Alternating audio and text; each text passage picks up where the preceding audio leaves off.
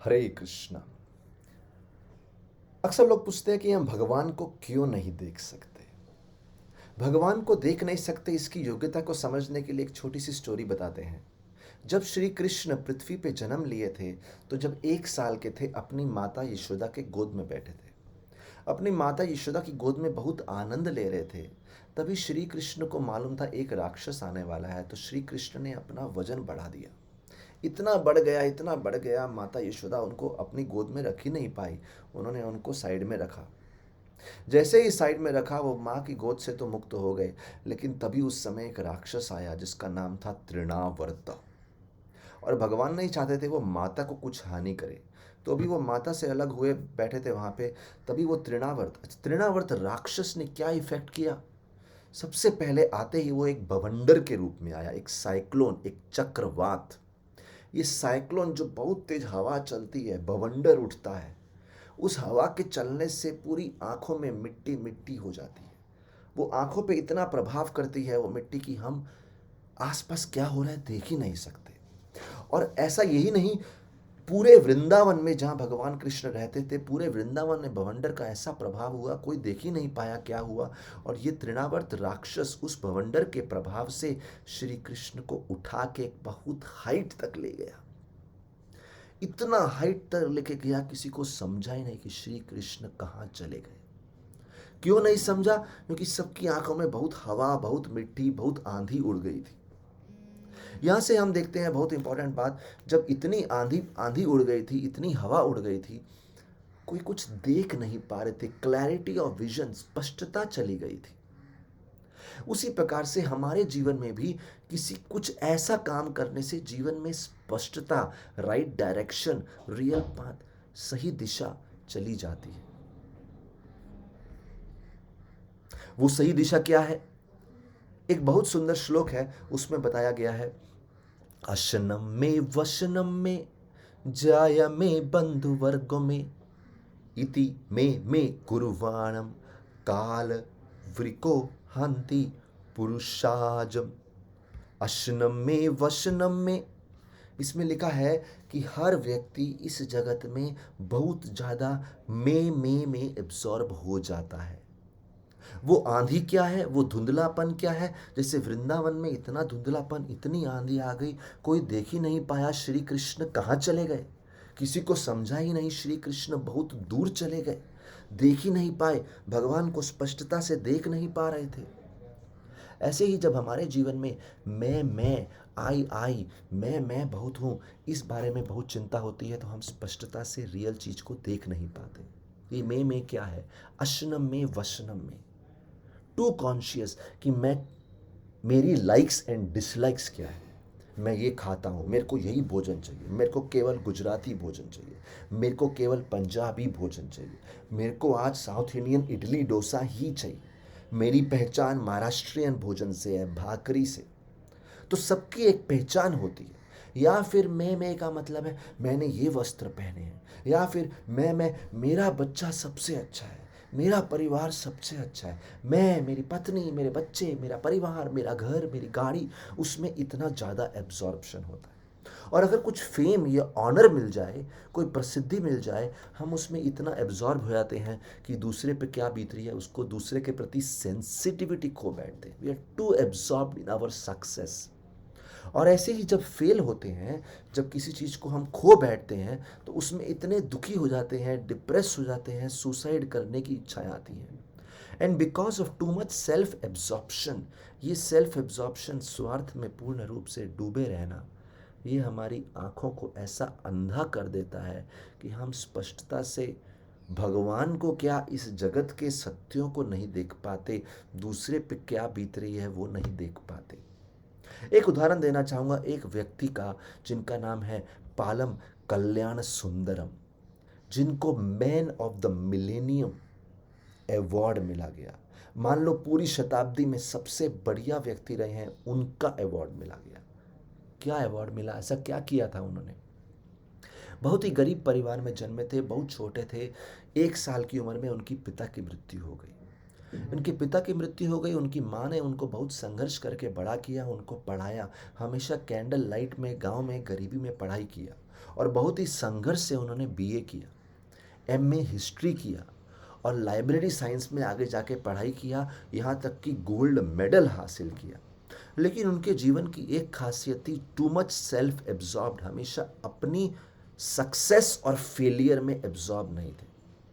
हमेशा दूसरों के पास जाके अपने बारे में बात नहीं करते थे, मैंने ये किया, मैंने वो किया, या मेरे जीवन में इतना दुख है, मेरे जीवन में ये हो गया। एक सिंपल सी चीज़ है, किसी से अगर फ्रेंडशिप करनी हो ना, उसके बारे में बात करो, उनके इंटरेस्ट के बारे में बात करो। That is very pleasing. उससे आत्मा का भी पोषण होता है, हृदय को संतुष्टि मिलती है। ये पालम कल्याण सुंदरम 1 साल में पिता चले गए, दुख हुआ, इन्होंने जीवन भर ढिंढोरा नहीं पीटा, क्यों मेरे साथ ऐसा हुआ। इनको बहुत संघर्ष के पढ़ाई करना पड़ा, इन्होंने कभी उसके बारे में कंप्लेन नहीं की। और जब गोल्ड मेडल मिल गया तब भी ढिंढोरा नहीं पीटा, अरे मालूम है इतना संघर्ष करके गोल्ड मेडल लिया। He was नॉवर absorbed in talking about self, हमेशा अपने बारे में बोलने में एब्जॉर्ब नहीं थे, इसलिए उनकी आंखों में धुंधलापन नहीं छाया था, वो दूसरों के दुख को समझ सकते थे। और जब उन्होंने दूसरे गरीब लोगों को देखा ये गरीब लोग हैं, खास तौर पर बच्चों को देखा, असहाय, जिनकी कोई शेल्टर नहीं है, कोई सहायता नहीं है, इनके हृदय में इच्छा हुई कुछ करने के लिए। 1962 की बात है, तभी प्रधानमंत्री ने घोषणा करी कि डिफेंस के लिए अगर आप कुछ कर सकते हैं तो करिए। तभी इनके गले में एक गोल्ड चेन थी, पालम कल्याण सुंदरम में। गरीब थे लेकिन एक गोल्ड चेन माता पिता की कमाई हुई थी। इन्होंने सोचा ये मैं जाके चीफ मिनिस्टर ऑफिस में दे के आता हूँ, उससे जो धन मिलेगा उससे डिफेंस में कुछ योगदान हो सकता है। जैसे इन्होंने, अभी युवा हैं, अपना सोने की चेन, अपना सोना जो था वो दे दिया, एक मैगजीन में उनका नाम छपा। जब मैगजीन में नाम छपा, एक व्यक्ति में उनका नाम पढ़ा, वो व्यक्ति ने सोचा हाँ, समाज में अट्रैक्शन प्राप्त करने के लिए, अपना नाम छपाने के लिए ये सब दान कर रहे हैं। उन व्यक्ति ने इनको बोला, अरे दान ही करना है तो माता पिता के धन को क्यों दान करते हो, खुद से कमा के दान करो ना। उस समय भी ये कंप्लेन कर सकते थे, अरे तुम ताने क्यों मार रहे हो, मालूम है कितना संघर्ष किया। इन्होंने कुछ नहीं बोला। इन्होंने सोचा अगर ये बोल रहे हैं, हो सकता है भगवान इसके द्वारा कुछ बोल रहे हैं। और उनकी माता ने उनको 3 आदेश दिए थे बचपन से, कभी लालच मत करना, जितना भी कमाओगे कम से कम उसका 10वां हिस्सा दूसरों को दान में जरूर देना, ज़्यादा दे सकते हैं तो और अच्छी बात। और तीसरा, प्रतिदिन कम से कम एक व्यक्ति के लिए कुछ तो निस्वार्थ सेवा, some selfless act of goodness, please do it for others. इन्होंने इन सब बातों को अपने हृदय में छाप लिया।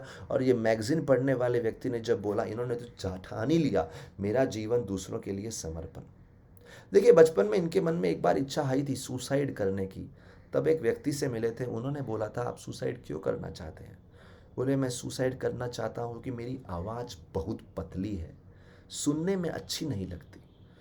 उन्होंने बोला सेल्फ एब्जॉर्ब मत रहो कि आपको आवाज़ सुनने में अच्छी नहीं लगती। अरे आवाज़ को भूल जाओ, ऐसा कुछ करो कि लोग आपके बारे में अच्छा बोलना शुरू करें। Forget how you speak, do something that people speak good about you. भूल जाओ कि आप कैसा बोलते हो, ऐसा कुछ करो कि लोग आपके बारे में अच्छा बोले। इन्होंने ठान लिया। देखिए, जितना व्यक्ति सेल्फ एब्जॉर्प्शन से बाहर निकलता है उतना भगवान की नज़रों में सुंदर बनता है। इन्होंने ठान लिया जितनी कमाई करेंगे, 35 साल इन्होंने लाइब्रेरियन की नौकरी करी, लाइब्रेरी एरिया में, क्षेत्र में काफ़ी योगदान दिए। जो नौकरी करी, जितना सैलरी आया, शुरू के कुछ साल तो कुछ हिस्सा ही दान देते थे, बाद में मैक्सिमम साल पूरा का पूरा सैलरी गरीब बच्चों में, अनाथ बच्चों के योगदान के लिए दे दिया। और खुद का जीवन शाम को किसी का लॉन्ड्री करके, कुछ होटल में छोटी मोटी नौकरी करके अपना काम चला लेते। लेकिन मेन नौकरी से जो मेन सैलरी था वो दूसरों को योगदान देने में काम आया। और यहाँ तक कि जब इनकी रिटायरमेंट हुई, इनको रिटायरमेंट के समय 5 लाख रुपया दिया गया। वो 5 लाख रुपया सारा का सारा इन्होंने समाज सेवा में लगा दिया, जिसकी वजह से वहाँ के कलेक्टर ने इनके ऊपर मैगजीन में एक आर्टिकल लिखना चाहा। और जब आर्टिकल लिखने की बात आई तो इन्होंने सोचा, अरे बाप रे, मेरा नाम क्यों डाल रहे हो मैगजीन में। इन्होंने क्या किया, इन्होंने सोचा नहीं नहीं नहीं, इन्होंने अलाउ नहीं किया। लेकिन तो देखिए यहाँ पे जब इतना सक्सेस मिल रहा है, इतना फेम मिल रहा है, इतनी प्रसिद्धि मिल रही है, उस प्रसिद्धि को भी अपनी आँखों में घुसने नहीं दे रहे, नहीं तो धुंधलापन आ जाएगा, समाज के दुःख को नहीं समझ पाएँगे। जैसे तृणावर्त ने बवंडर में इतनी मिट्टी उठाई, मिट्टी घुसने से लोग कृष्ण को देख नहीं पाए। ऐसे ही जब मिट्टी उठती है, आंधी उठती है, कभी फेलियर की, परेशानियों की आंधी उठती है, कभी सफलता की, प्रसिद्धि की, फेम की आंधी उठती है, वो हमारी आंखों में चली जाती है। हम हमेशा सेल्फ के बारे में बात करते रहते हैं, दूसरों के दुखों को नहीं जान पाते।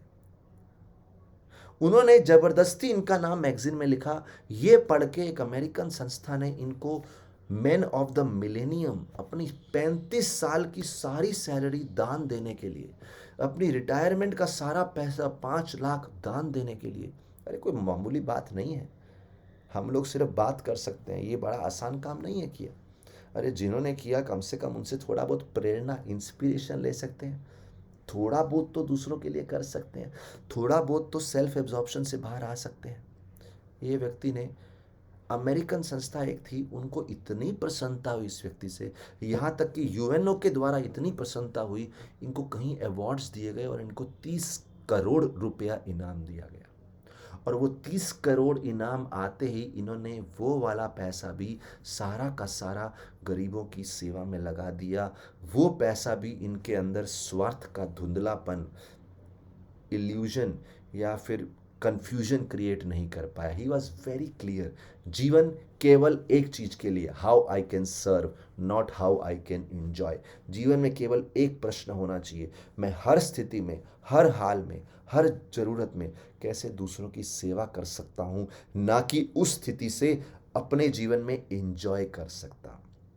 और देखिए, जब व्यक्ति ऐसे जीता है तो बड़ी बड़ी शक्तियां आकर्षित होती हैं। जब अमेरिका के राष्ट्रपति भारत में आए तो उन्होंने सोच के रखा, जब भारत जाएंगे तो इस व्यक्ति से मिलेंगे। बड़ी बड़ी संस्थाएं इन व्यक्ति से मिलने आई, बड़े बड़े रिपोर्टर इनसे मिलने आए। देखिए, इस जगत में ऐसा कुछ कार्य करने से बड़ी बड़ी शक्तियां, जिनसे मिलना बड़ा मुश्किल है, प्रेसिडेंट से मिलना, प्राइम मिनिस्टर से मिलना मुश्किल है, वो स्वयं मिलने आते हैं। और वही है भगवान से मिलना। अगर हम बोले हमें भगवान को जानना है, अरे भगवान को तब जानेंगे ना, हमारी आंखों से ये धुंधलापन निकल जाएगा। मैं जो बकरी की तरह आवाज करने का धुंधलापन है, मैं ऐसा, मेरा दुख ऐसा, मेरा सुख ऐसा, I am like this, I am like this. जब ये धुंधलापन निकल जाएगा, हमेशा दूसरों के लिए काम करेंगे, सेवा भाव आ जाएगा, ये धुंधलापन निकलेगा तो भगवान को देख पाएंगे। हम देखना क्या, भगवान स्वयं हमारे पास आएंगे। जैसे पालम कल्याण सुंदरम जी के पास इस दुनिया के सारे बड़े बड़े हस्ती आ गए, यहाँ तक कि रजनीकांत जी जो इतने बड़े सेलिब्रिटी हैं, उन्होंने आके बोला मैं इनको अपने फादर के रूप में एडॉप्ट करता हूँ। Very important lesson to learn from Trinavarta. हमें आई मैं की कॉन्शियसनेस से बाहर निकलना है, चाहे सुख हो या दुख हो। Then it becomes very easy to see God. तब भगवान को जानना बहुत आसान हो जाता है। Thank you very much. Hare Krishna.